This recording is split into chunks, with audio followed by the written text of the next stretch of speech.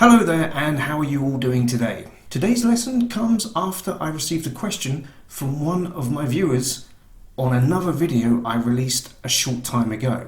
And the question was, what is the difference between because of and due to? So I'd like to thank Nico Cool for the question, and I hope this video will show the difference clearly. And I'm also expanding the lesson to include the use of as and owing to as well. All these forms are used to explain cause and reason. But before we get started, a very special thank you to my Patreon supporters. Your support does help this channel continue, so thank you very much. For more information on how to support me on Patreon, follow the link in the description. And if you find this video helpful, please give it a like, share it with your friends, and hit the subscribe button. And if you do, you'll make my day even better. So let's get started. So when we want to explain the reason for something, or what caused something to happen, or an outcome, we can use all of these options. We can use because of, due to, as, and owing to. So if we can use all of them, are there any differences? Yes, there are. Let's say, for example, that because of and as are the more informal. Due to and owing to, therefore, are more formal. And owing to is the least used. Here are some examples. Because of the price, I didn't buy it. As it was expensive, I didn't buy it. Can you see that both mean the same, although the construction is not identical? Because of the bad weather, we stayed at home. As the weather was bad, we stayed at home. When you use as in this context, you need to include an adjective. With because of, the adjective is optional. However, in the continuous form, we can say, as it was raining, we stayed at home. And no adjective is needed in the continuous form. And if we use because in the continuous form, the of is eliminated. Because it was raining, we stayed at home. Because of it was raining is not correct. In fact, when using because with a verb, the of also disappears. Because I had eaten too much, I felt a bit sick. Because I woke up late, I had to take a taxi to work. So that's it with because of, and as. Now let's look at the more formal options, due to and owing to. Due to the price, I didn't buy it. Owing to the price, I didn't buy it.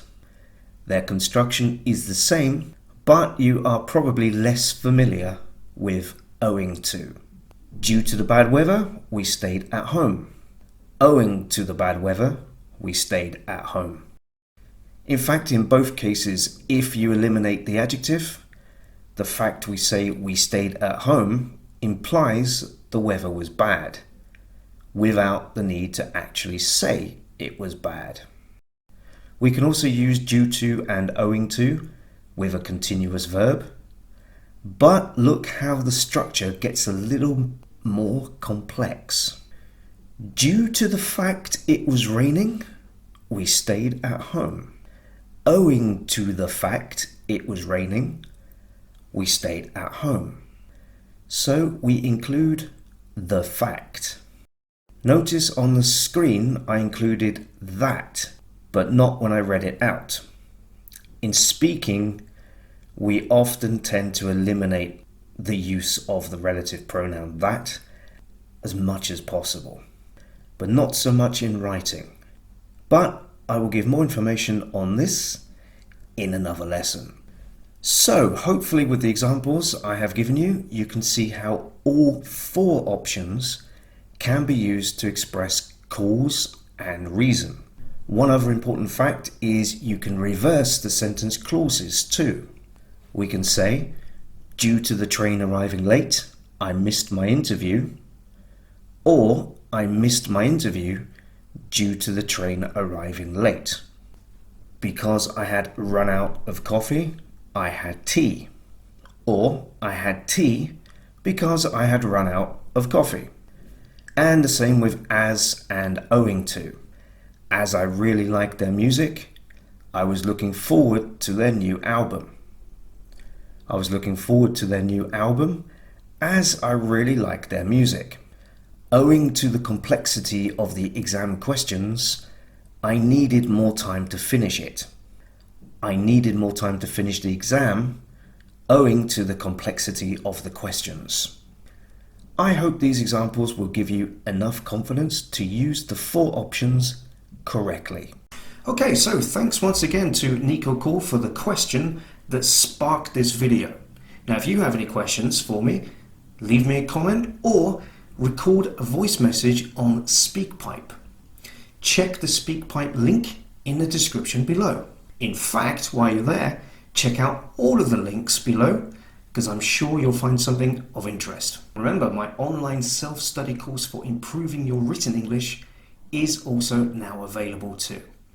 And for my Patreon supporters, there is a special worksheet for you to accompany this video. In the meantime, thank you so much for watching.